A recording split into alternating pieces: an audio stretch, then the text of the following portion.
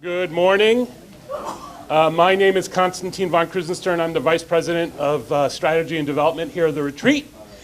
And on behalf of the about 900 employees here on the retreat, just want to welcome everybody here this morning, all the chamber membership, and of course the Windham County delegation. Welcome. Our new CEO, Louis Josephson, couldn't be here this morning because he's in Washington, D.C. at a meeting, but he did meet with the delegation last week in Montpelier, and he just wanted to send my hello to everybody. So have a good meeting, and here's Kate O'Connor.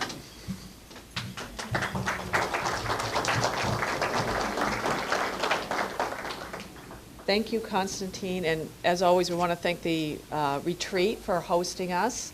They always provide a nice space and a good breakfast. As Konstantin said, I'm Kate O'Connor from the Brattleboro Area Chamber of Commerce, and we are happy to have you come here and hear our legislators. They do this every year, and I know we all appreciate it. Before I pass it over to them, I just want to call your attention to the green sheet on your tables. We got some other really great events coming up. We have a couple of mixers, and on April 11th, we have our annual lunch with the governor, so Peter Shulman's coming down. And then on June 28th, we're going to have a gubernatorial candidates forum. And we have, so far, there are 4 candidates in the governor's race. And they're going to come down and we're going to do a breakfast forum. And if anybody else joins in the race between now and then, we're going to get them to come too. So that should be really interesting. Before I this is what's on my mind. Before I introduce the Windham County Legislative Delegation, I just want to introduce, we have a state senator from Chittenden County. David Zuckerman is here, and he's running for lieutenant governor. So I want to introduce him. And as I was driving in here, I was thinking about my remarks, and it's interesting that I had this revelation this morning that this is the first job I've ever had, being your state senator. It's the first job I've ever had that I look forward to going to work every single day. Every single day I pull into the parking lot at the Capitol building, and I'm just excited about the conversations we're going to be having in both my committees. And although I loved teaching and really enjoyed my work with students, this is a job that I feel like really plays to a lot of my strengths and my skill set. So I just want to thank you all. I want to start by thanking you for giving me the opportunity to serve you, because it is a huge pleasure and honor. So in the Senate, we serve on 2 committees. My morning committee is economic development, and we also see issues of housing and other issues of general concern. My afternoon committee is institutions. The 3 things I wanted to mention about the work that we're doing in economic development are all connected in some way or another to the economy. Some more obvious than others, perhaps, and I have to apologize to my colleagues because I know we all hear each other's spiels repeatedly, especially around town meetings. So some of this stuff is a repeat for them, but for you it may be the first time hearing it. So we passed, as part of our omnibus economic development bill last year, a down payment assistant program for first-time home buyers. And it was an opportunity to try to make some movement on the housing front, because we know the housing issue is critically important to growing the economy. We have a very tight housing market throughout the state with just a few small exceptions. And we know if we do not have appropriate and affordable housing, we're not going to be able to grow our economy. So we had this down payment assistance program. We weren't sure if it would be successful. It's been hugely successful. And that was very satisfying to have an idea that came out of House Commerce that Laura Sibilia serves on, came over to us in Senate, and realized that we all felt like there needed to be movement on that. To this year, following up on that idea of how do we make changes to the housing landscape in order to improve the economy, we are working, again, across House and Senate to look at a workforce housing bill. It was interesting to me in the winter, discovered that Fred Baser, who is a representative in Addison County, and I were both working on the same issue, but in silos. We didn't know we both were thinking about housing in similar ways. And then we were at a summit at UVM, and luckily, a woman who works for the RDC in Addison said, you two really need to talk because you're thinking about this in the same way. So Fred really took the initiative because he was farther along in his thinking, and we've met with the treasurer multiple times in the last few months. And the idea is this: how do we remove the infrastructure costs to new housing builds? Because young families that are going to be looking to relocate here are not going to be able to afford a new build with the infrastructure on top of the cost. So it's, again, a pilot program is a small program, but it's an opportunity for local municipalities to apply to get funding that would then be put towards the cost of the infrastructure upgrade, so it's not passed on to the consumer. So again, small pilot, but it looks very promising. We got a big boost from the Speaker of the House. It looks like it's going to move through the House and arrive in my committee shortly. So the third thing I wanted to talk about related to economic development is we had asked the Commerce Agency to report back to us about the landscape of peer-to-peer lending in the state of Vermont and really get a handle on, is there enough capital available for entrepreneurs?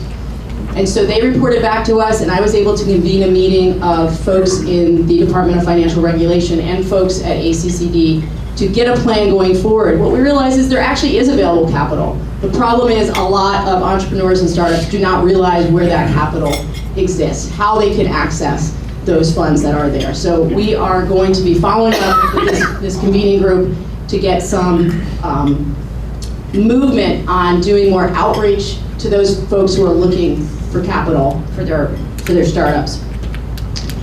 Institutions is my afternoon committee. It may not, on the surface, appear that it lends itself to economic development. But we were able to look at the capital bill last year and find some funds to upgrade some of the labs at Vermont Technical College. And we're going to be looking to do a similar thing at one of the other state colleges.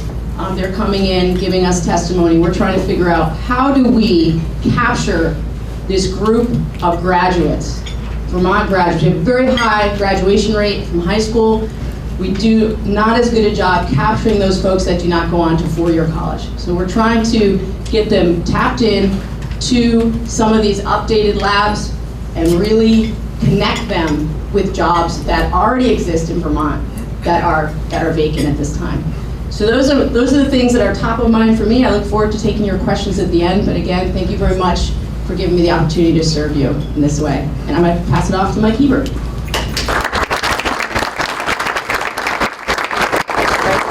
Well, it's nice to see that, contrary to popular view, I'm not the furthest to the right.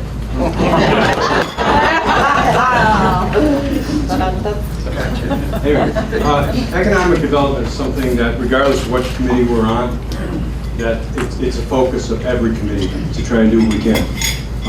This year, I start off with the Bill 602.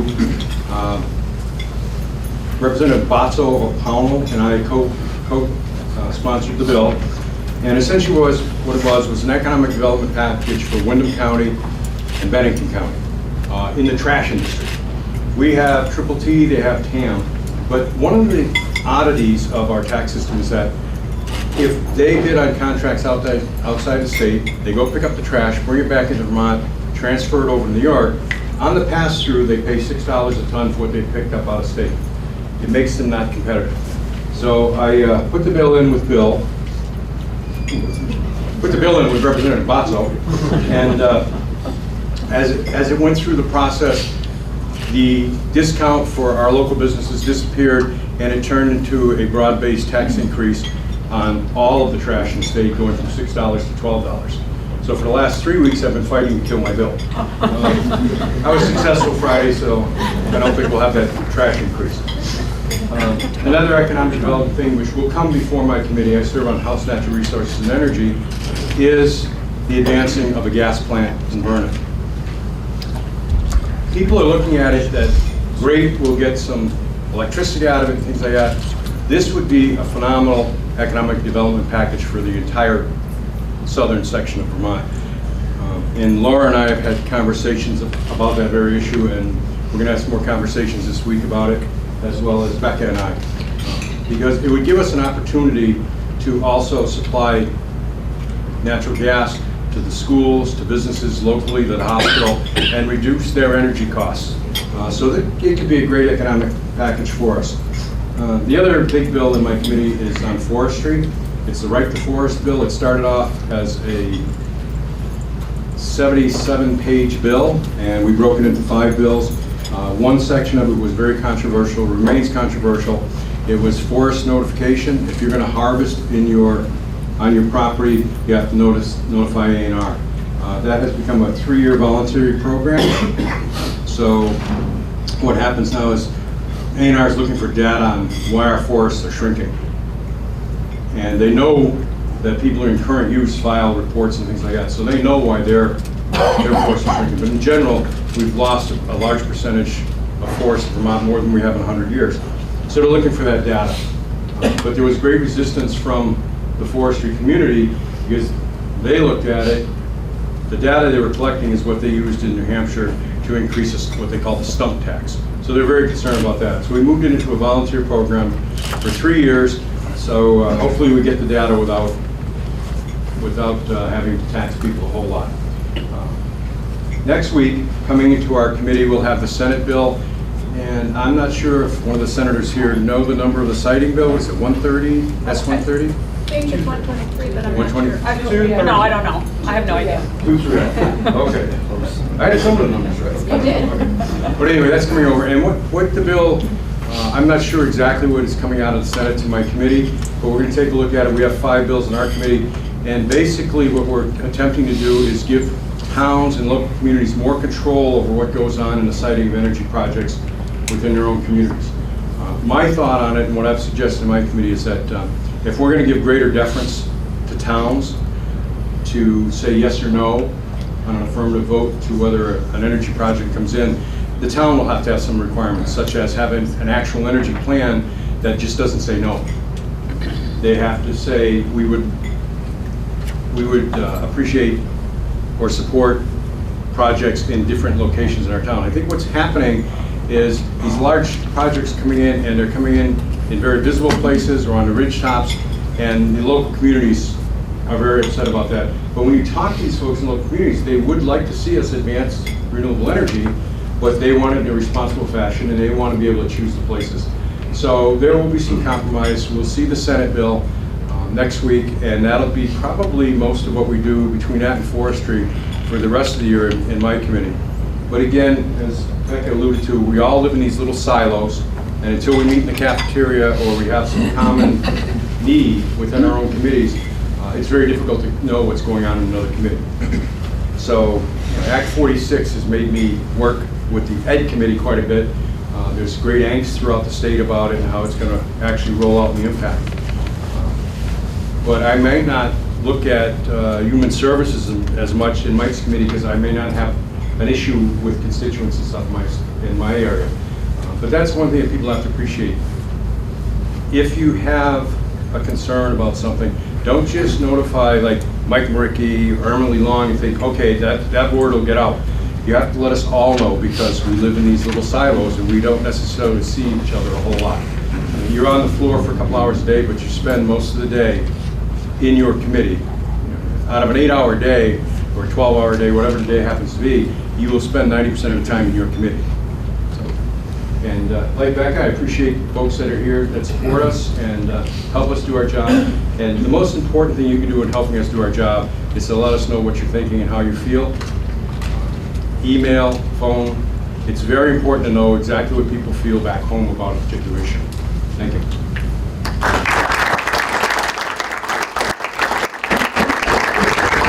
Thank you. I'm Emily Long.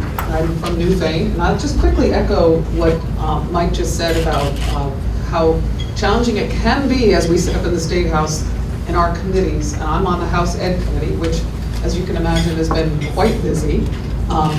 It is really critical, and I think everybody else does it too, that we find someone on each committee to help us out with these other issues that are coming up around the state. So we do have connections at each committee. Most of us do. It's really important to be able to do that.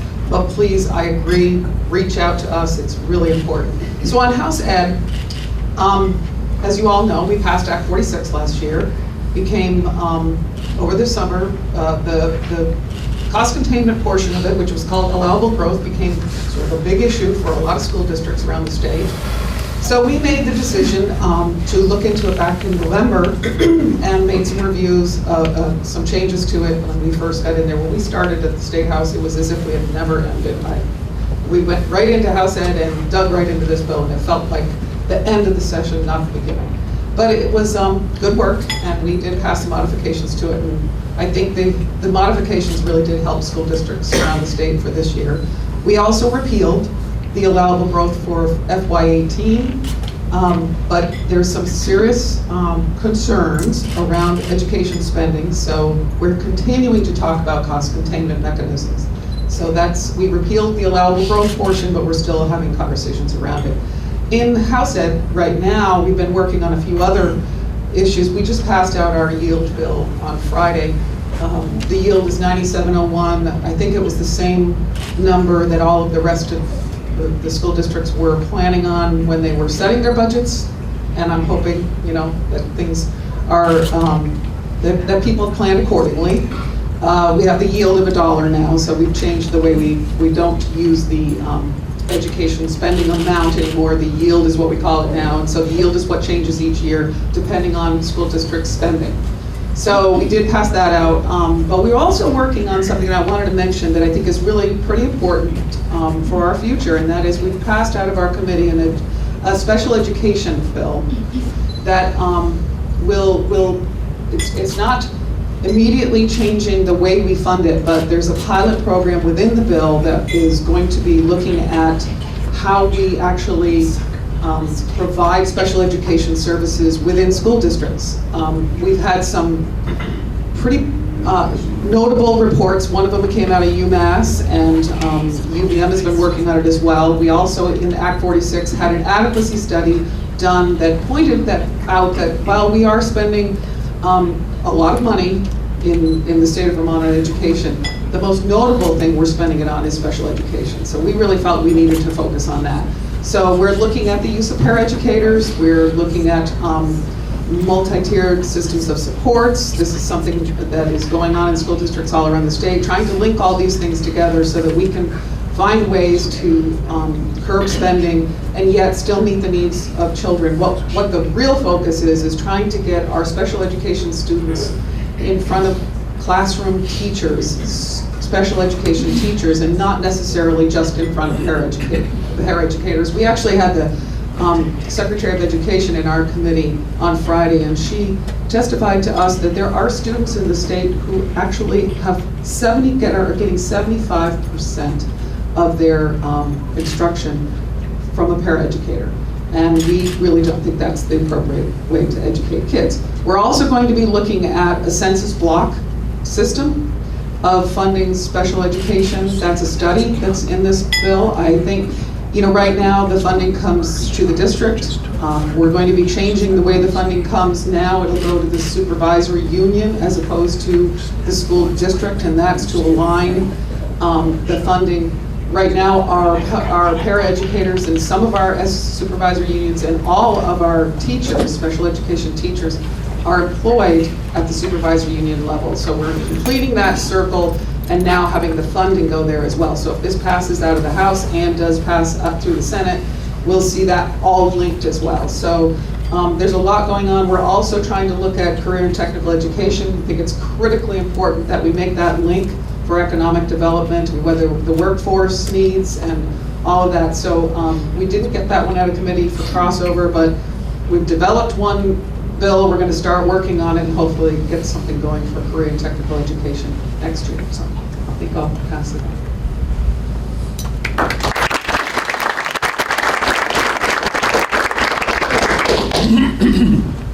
Good morning. Thanks, Emily. Thank you for inviting me here and inviting all of us here to share some of our work. I'm Mike Morwicki from Putney. I represent Putney, Dummerston, and Westminster. It's the new 4 district, and I represent that with David Dean, my district mate, who sends his regrets for not being able to be in attendance today. But for most of us, this is a work day. And David has another job looking over keeping the Connecticut River clean, and that's what he's busy at right now. I work on the Human Services Committee, and I'd like to talk a little bit about that. Human Services, we feel, is what helps the quality of life in Vermont for a lot of people. Some people look at it as the biggest spender in state government, and I'm a little sensitive to that. So I'd like to address that in two ways right now. I hear a lot, there's a narrative in this election cycle right now, and the narrative that I'm hearing is about out-of-control spending. And I've been trying to understand what out-of-control spending is. Like, some people might say rebuilding a dam in Guilford is out-of-control spending. I think it's adding to the quality of life of the town of Guilford and the state, so it's something I support. The Agency of Human Services is the largest agency. It's the biggest spender. And so I'm trying to figure out where the out-of-control spending is there. This week I found out in committee we had quite a to-do over some people that said we were spending out of control, and some of us who said Meals on Wheels is an essential part of the quality of life for many senior citizens. Meals on Wheels helps shut-ins stay in their homes longer. This actually saves money for the state, because if we keep people out of nursing homes, it saves all of us money. So I feel Meals on Wheels is a good example of an investment. But we had quite a battle in our committee, and we may have that battle on the floor, and I'm ready to have that battle, because I'm ready to fight for our seniors and say, our seniors deserve meals at home if they can't do for themselves. It saves us money in the long run, and for me, it's paying back the people who gave us meals, who gave us shelter. So when some people talk about out-of-control spending, if Meals on Wheels is going to be the target, then I'm ready to push back on that. We'll find out as the session goes along where our investments are going to be supported, where it will be classified as out-of-control spending. Because the Agency of Human Services takes care of from child care to elder care, takes care of mental health services, and we have a great relationship with the retreat right here. We're still eternally grateful for the retreat stepping up during the flood and taking the patients who were flooded out in Waterbury. We now have a facility in Berlin that's working well, but we're continuing that relationship here with the retreat. And as I think most of you know, when Rob Simpson started, there were about 400 employees here, and I think there's over 800 employees here now. So when you look at economic development, the retreat has been a great partner in that. Before I close, I'd like to also address, going back to how some people feel we're managing our finances here in Vermont. There's a narrative that's going out that the legislature and the governor, we don't know what we're doing. That along with out-of-control spending, we're mismanaging the budget. And I would offer another opinion. I think we're doing a pretty good job. But what I'm going to do is read something, because I saw when our bond ratings came out, from Fitch's, from Standard & Poor's, from Moody's, we got AAA ratings. Now they just don't hand those out to people who are mismanaging their money. So I went to the Moody's Financial Services website to see why they gave Vermont such a good rating. So this is not my opinion, this is not someone else, this is from Moody's Financial Services. A quote, Moody's AAA rating reflects Vermont's strong financial management, which features conservative fiscal policies, consistent governance, and a proven commitment to maintaining healthy reserve balances. The state's debt is modest, and its economy, while small for a state, is vibrant. The stable outlook reflects the state's proven ability to continue operating on a balanced basis and maintaining a solid rainy day fund regardless of economic cycles. So when the narrative goes out there that we don't know what we're doing, you don't have to listen to me, don't listen to anybody else's opinion, because those are opinions and they come where they will. Look at Moody's, look at Fitch's, look at Standard & Poor's. I think they set the bar for what financial management is, and I think we're doing a good job, and apparently so does Moody's. So thanks for the opportunity to be here. When I get done here, I go visit a 4th grade in Westminster, and I'll have a lot to learn there too. So thanks a lot.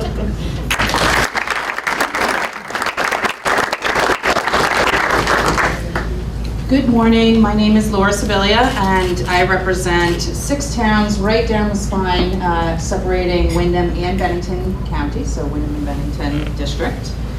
I want to talk to you about 3 big bills that we have been working on, 2 of which we passed out on Friday on the House Commerce and Economic Development Committee, and 1 of which we hope to pass out on Tuesday and send along to Senator Bennett. The first bill, actually, I actually want to roll back before we even started taking up our bills and talk, kind of, Mike reminded me of this, a little bit about the budgeting process and something that made me quite hopeful this year. Count me as someone who's a little concerned that we might be spending more than we are bringing in, and that we have a situation that we need to be working on and better aligning in terms of how much money do we have to spend and how are we prioritizing spending. This year, the Speaker and the Chair of House Appropriations asked all of the committees to review the programs that were under their jurisdiction in the House and start to prioritize them in terms of some work that Tristan has done. Results-based accountability, are we getting what we want to get out of these programs? So I thought the effort for a first-time effort was pretty important. It was very hopeful, actually, for me. I would like to see us thinking about things in a more comprehensive way. So I look forward to that process continuing and really getting a little bit more traction and being able to go a little deeper.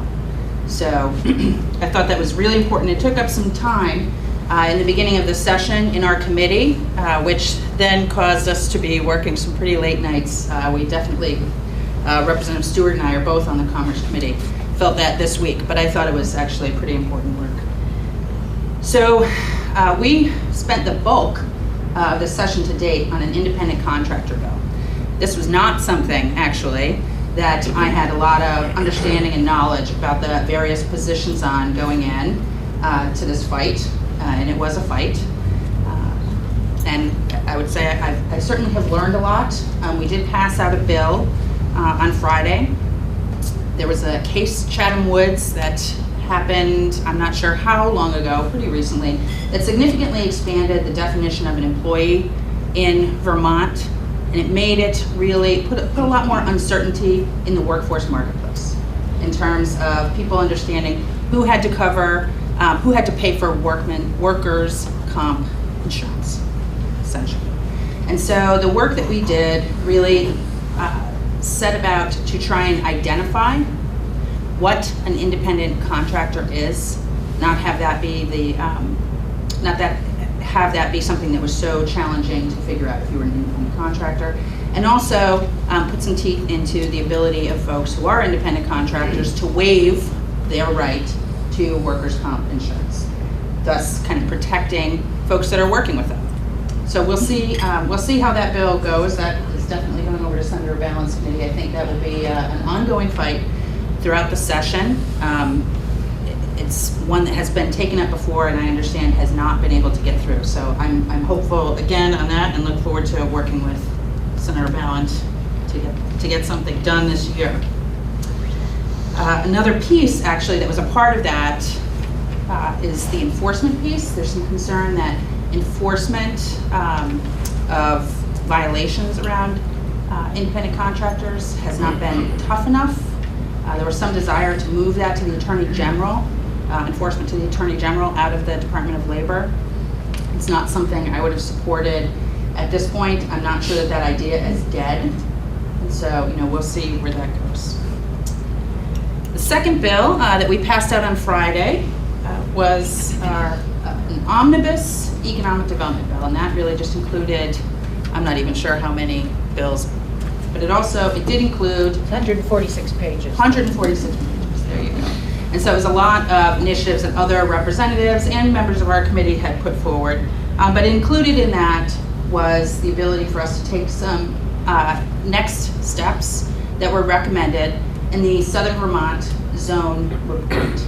If folks remember, last year we had a Southern Vermont Economic Development Zone created. And what that was really asking for us to look in Windham County. We've done a lot of work. We've done some work with Bennington County on our SEDS. Let's look and see if that's possible for both Windham and Bennington County. That committee met over the summer, made some recommendations, asked for the ability to add capacity in Bennington County to see if we can get them kind of running at the same speed as Windham County is in terms of economic development efforts, as well as looking for the ability to implement a project that we've been trying to implement for several years, Southern Vermont Sustainable Marketing Project. That project, folks will remember, links employers and tourism folks in an effort to bring people here, both tourists and employees. So we think we've got some traction on that. It's a long session. We'll see how that goes. The last bill that we will be working on and hopefully passing out tomorrow is a broadband telecom. It's a telecom bill. There's various pieces in there. There's some discussion about what we're going to do with Act 248A. Thank you, Valerie. Folks are pretty concerned about the siting and giving municipalities more ability to interact with that. So we're considering that and what we'll be doing with that. There's also a proposal to increase the Universal Service Fund tax by 0.5%. I'm here to tell you that in an election year, as someone who's concerned about our spending, I'm pretty strongly in support of an increase in that. And here's why. The towns that I represent are on, they're on the Route 100 corridor, pretty isolated, and like actually a lot of rural towns throughout Southern Vermont and the Northeast Kingdom. We last year ended the Vermont Telecommunications Authority, pretty much declared we're in good shape in terms of internet and cell out to all of our folks, and rolled that into the Department of Public Service. There are 3 folks working with that. It's a small pool of money, and they're going out, working with towns that are still struggling. I'm here to tell you that the challenges that some of our rural towns are facing, the level of being unserved, never mind underserved, is much greater than what we as a state are acknowledging. Much greater.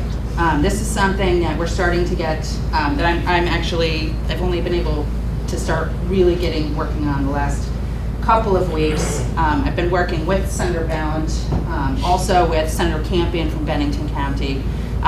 Internet and cell service in our towns is critically important. And a lot of our towns don't have it. Senator Ballant talked about this awesome housing bill that she and my our committee mate, Fred Baser, are working on. So important for workforce housing. We know that this is a tremendous need in Vermont. What's happening now with our our internet and cell situation is we literally have towns that are being abandoned. So while we're looking to build workforce housing, we're also making policy choices where we're seeing homes abandoned. So I will pause there and turn it over to Tristan.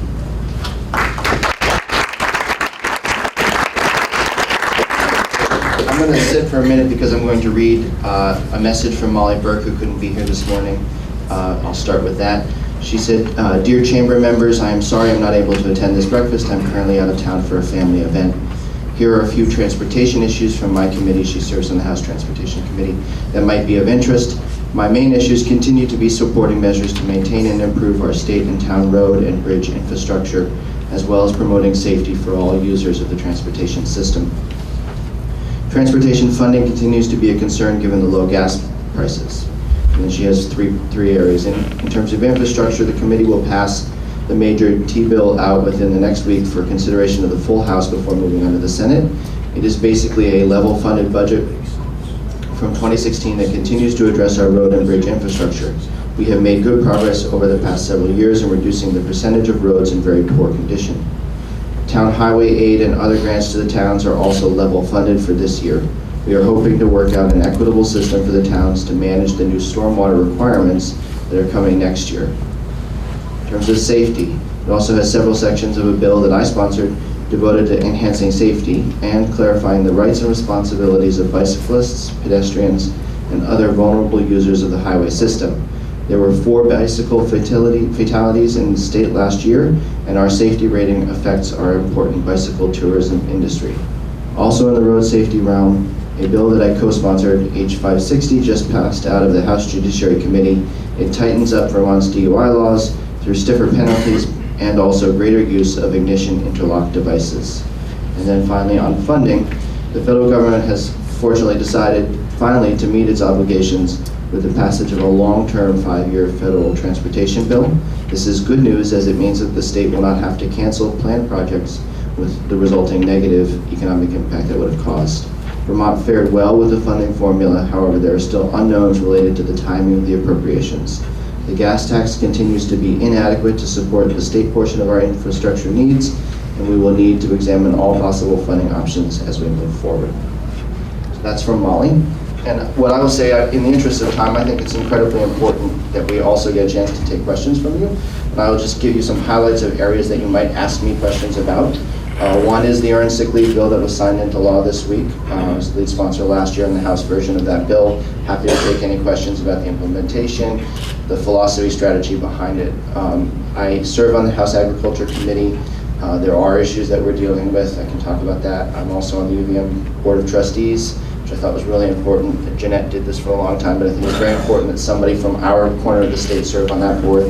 And I also serve on the State Workforce Investment Board, and I'm interested in workforce development issues. And so I have various areas that you could ask me questions about, but I think it's really important to get the last couple of reports in, but then also for us to hear from you.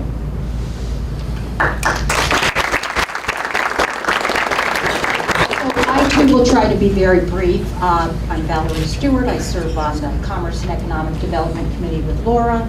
And as Laura alluded to, one of the big bills we passed on Friday night was the Omnibus Economic Development Bill. And I'll just talk about 2 of the things, key aspects of that program that are very important to this region and that we've worked on a bit. One of them is VEGI, the Vermont Economic Growth Incentive, and that is a program that's been in process since 2007. It's created 7,000 jobs in the state of Vermont, and it's basically the average wage at those jobs are $50,000 a year. Our area benefited recently from that program, which helped us keep both VerMed here and GS Precision, that program, and the great work of BBCC and other economic development incentives that we're able to implement. So basically what we did with VEGI is we just did a rewrite so that it would simplify the language and make the program more accessible to businesses. The program awards incentives to businesses that meet certain criteria, and then they have to meet performance measures in order to ensure the payout of 5 tax incentives and 5 installments when they met all of the performance measures. So we rewrote VEGI. That's one thing we did. We also simplified how the Vermont Economic Development Program functions. Basically, we just tried to streamline the process and cut some of the red tape where the legislature was maybe in the way for allowing VITA to do the incredible job that it does. VITA awards low-interest tax loans to commercial, agricultural, and small business entities, and has awarded, I think, like $2.6 billion since it was founded. And so we did, again, we cut some of the red tape so that VITA doesn't have to adhere to certain criteria set by the legislature and can be more nimble and supply better customer service.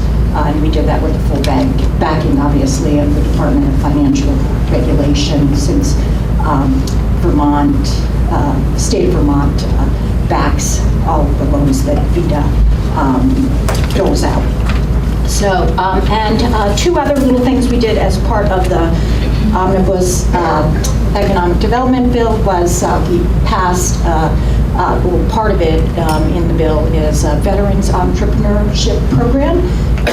Vermont, as you all well know, has a lot of veterans, and so we wanted to do something that would give our veterans a bit of a leg up in terms of accessing economic development incentives. So what we asked the Agency of Commerce and Community Development to do was to look at our programs, all of our economic development programs, and in instances where all things are equal, if a veteran applies for the program or the incentive, he or she has a leg up.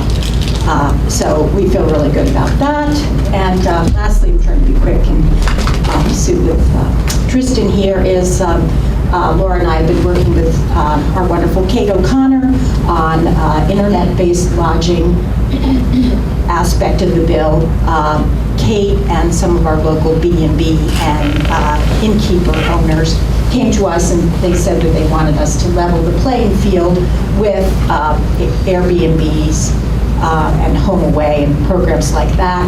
So what we did is we talked to our legislative counsel. We asked him to draft some language. He found that there actually are lots of rules on the books already, but they're just not being enforced. So the bill just says, let's get a study committee of the various players ranging from the Department of Tourism and Marketing to the Department of Financial Regulation, taxes, fire safety division, all our state departments that take care of lodging and that sort of thing, to see what's on the books, see if or not those laws are being enforced, and if not, come back to recommendations with us so we could just level the playing field between our innkeepers and our B&Bs. So thank you very much and welcome questions. Here's Jeanette.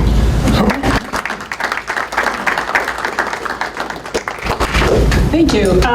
It really is an honor to continue to serve you, and it becomes more of an honor every year as I realize the first couple of years I was up there, I didn't have too many votes, so I didn't make too many of you mad. But after 14 years, I'm sure I've had enough votes that you're mad at me at least about one of those votes, if not more. So it continues to be an honor to serve you. We've made reference to crossover and how busy this last week was. In case you don't know what crossover is, if a bill starts in the Senate, it has until the week after town meeting to get out of a committee so that it can go over to the House so that they have time to deliberate on it. So it's the same way if a bill starts in the House. That's why last week was so busy for many of the committees, because by last Friday, bills were supposed to be out of all the committees in order to go over to the other body. And I'm sure you all remember that bills aren't exactly what they seem when they're introduced, and so that what you need to do is you need to, if you're interested in a bill, keep watching on the website. We have actually a very sophisticated, I think now, legislative website where bills are put up and drafts are put up daily as they're changed. So you can watch a bill on that's in your committee that you're concerned with. And a good example of that is the bill that Mike was talking about that's going to come over to them. It started off as a bill that, well, I'm not sure anybody agreed on the entire bill, but it came out of the committee on Friday on a 5-0 vote. So it is a different bill than it came in, but it shows the power of working together and coming up with something. As Becca said, we serve on 2 committees in the Senate. In the morning, I serve on Judiciary, and I'm not going to go into any detail, but I'm just going to run through some of the things that we did in Judiciary and are doing in case you have any questions or you want to contact me later. Our adoption rules are pretty arcane, and so we've updated those. It's a bill that came over from the House, I believe. Our alimony laws tend to be, I don't think they've been adjusted since the 50s. so they tend to be a little medieval. So we have set up a study committee for that. Here's a bill that you'll never hear anything about at all, and it seems to be a little bill, but we just increased jurors' fees from $30 a day to $50 a day. It doesn't sound like much, but for people who are self-employed, we've heard that it makes a difference if they only receive $30 a day. They hadn't been adjusted since 1977. We passed the regulation and taxation bill for marijuana, and we also passed a privacy bill that looks at when law enforcement has to have a subpoena or a warrant to get what's on your cell phone, whether it's the metadata or the actual information on the phone. I also chair government operations in the afternoon. We deal with elections, and this year I think the only thing that we've done so far around elections is looked at our public financing and just changed some dates on that.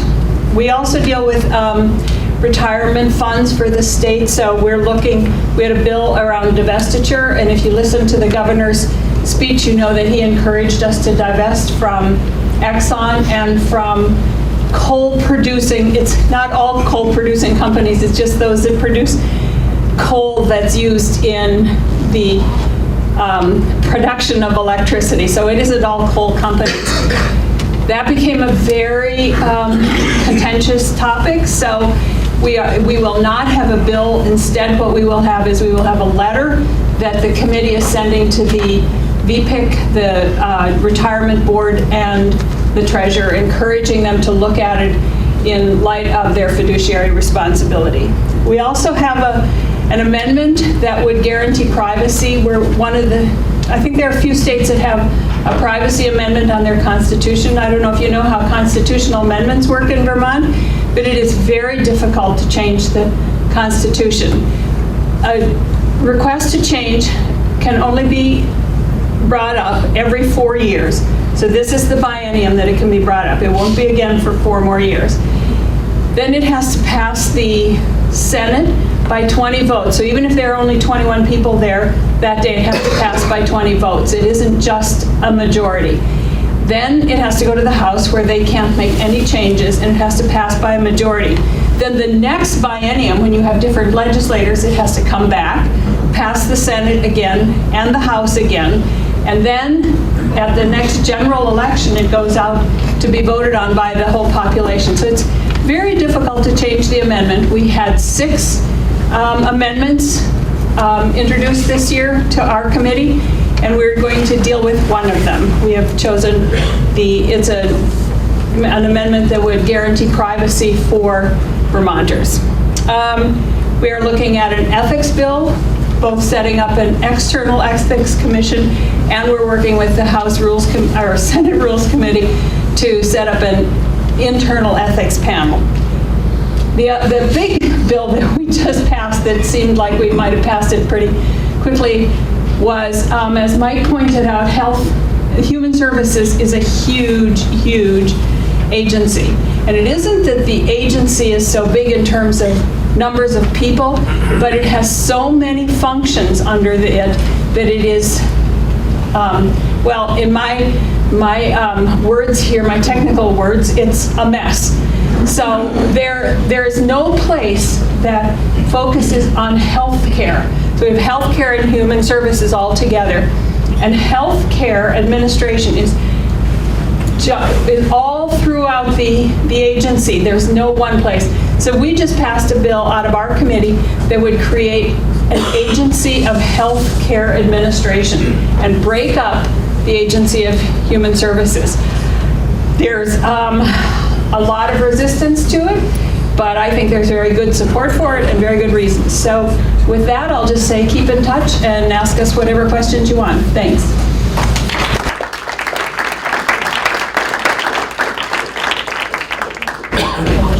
Does anyone want to start off, be the first one with a question? Or I'll ask the first question. We'll put Tristan on the hot seat about something that he mentioned, which is the mandatory paid sick leave, because I think it might impact a lot of people in this room. So first off, how many people work for an organization or run an organization that offers either earned sick leave, flexible time, or some sort of similar program? Or vacation. Or vacation time. Okay. So how many of you think it would be helpful for the health of your organization to get rid of that benefit for yourself and for your employees? So there's a reason that we approach this issue as a statewide issue, and that is that there were a couple sectors of the economy that had not managed to get to the same place as the majority of you in this room.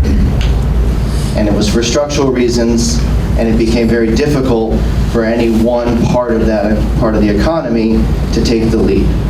And so the bill we passed sets a universal, modest floor for this benefit for all Vermonters.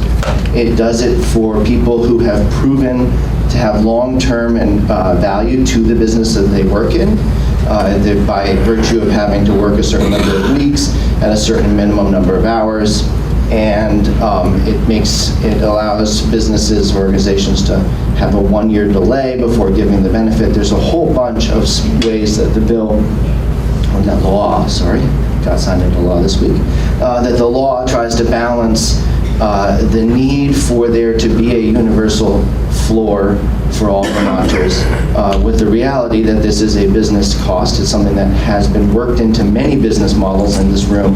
From what I saw of the hands, represents the part of the economy that has for a long time integrated that into the business practices and business models.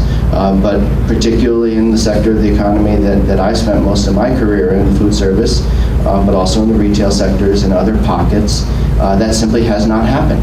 And so we've basically made a shift and recognized that, similar to the way that maybe decades ago minimum wage was something that certain employees were able to figure out and others weren't, and we ultimately identified that there was a public good in setting a universal floor for a minimum wage, so too are we now doing that around an earned sick benefit. And it is a mandatory benefit, but it is also earned.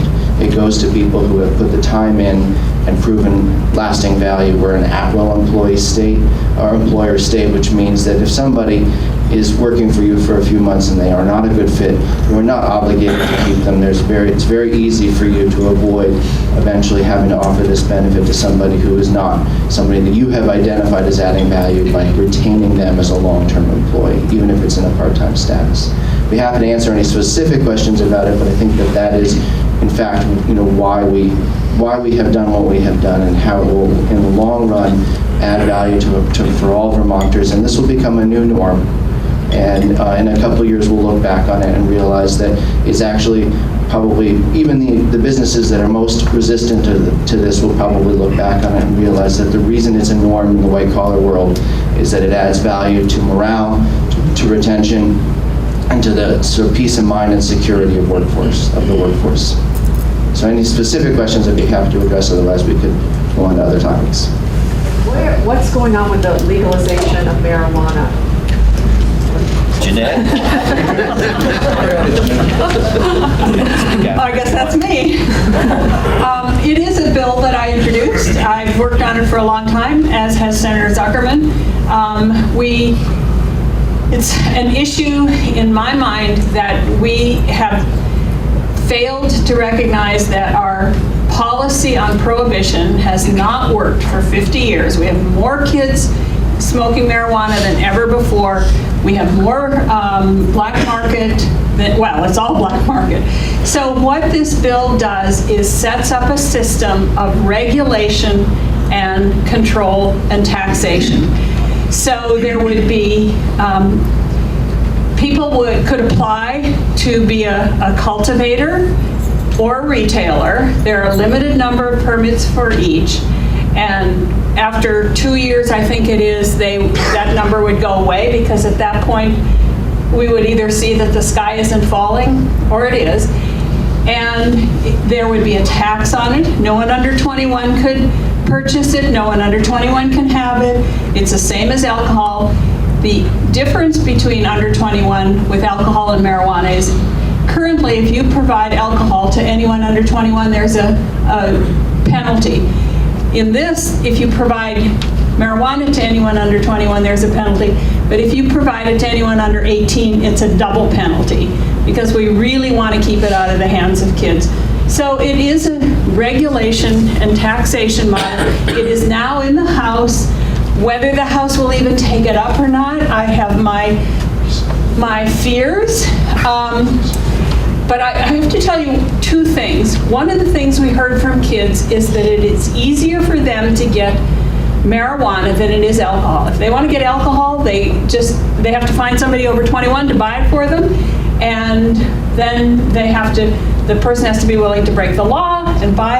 If they want marijuana, and these are 13-year-old pages of ours that were telling us all they have to do is go to the bathroom at their middle school and they can find it. So if regulation is what's making it harder to get, then let's regulate. The second thing I want to point out here is that there's a whole statistical package that's come out from a group called the Rocky Mountain High Institute Drug Trafficking Area. It's a long title. So they're putting out all these dire statistics, things like the fatalities from marijuana in Colorado have gone way up. So we talked to the person in Colorado. I'm on judiciary, so it was the judiciary committee that did most of the testimony. We talked to the guy in Colorado who runs the program, and I said, first of all, who is this group? And he said, it's an arm of the DEA. Okay, it seems to me that their information might be a little suspect if they're an arm of the DEA. But, so I asked him about that one statistic, and there are tons of them like this. They did not ever gather those statistics before on fatalities. So if now they're gathering them, so of course it's going to increase because they didn't gather them before, and now they're gathering them. In addition to that, you have the medical examiner in Podunk County who looks at the autopsy and says, oh look, I see a little trace of marijuana in his. I'll check marijuana as the cause. They have no standards for collecting the data. So just if you read any of this, the data from the Rocky Mountain High Institute, or whatever that's called, it's suspect, in my mind, because it's collected by the DEA. I'll comment really quickly. I'll just offer a House comment. So the bill has come to us. It is going to be beginning to work through the House system this week. It's starting in House Judiciary, which will be taking the first substantial look at it from the House perspective. What I know right now of the mood in the House is that we have no obvious majority to pass the bill yet, but we also haven't done any work on it. And when you have big, complex pieces of legislation that come with a lot of political uncertainty, politicians aren't ready to commit until they've done the work and they've heard from their constituents. And that's the phase that we're in right now in the House. And whether we see the House shift to finding its way to saying yes on this issue, I think will be a function of the quality of the work and the time that we're able to put into it. If it gets out of committee, the plan will be that it will go from judiciary to Ways and Means and to Appropriations. It will not be going formally into all of the other committees of jurisdiction. Sometimes with bills, we talk about it going into committee, and that's actually a formal possession of the committee of jurisdiction. At the moment they have the bill, they can do whatever they want to it. That's not anticipated in terms of what the Speaker has laid out for a process for this bill. So if it comes to the floor, it will have gone through 3 committees. Other committees may be asked to take a look at specific sections that overlap with their area of jurisdiction. And at this point, having been involved in an early analysis of where the Democratic caucus is on this, I can tell you that there is no obvious majority, but that may shift as we start to look at the bill itself. Well, we want to thank all of our legislators for coming today, and I'm sure they'll stick around a couple more minutes if anyone has any questions. Thank you.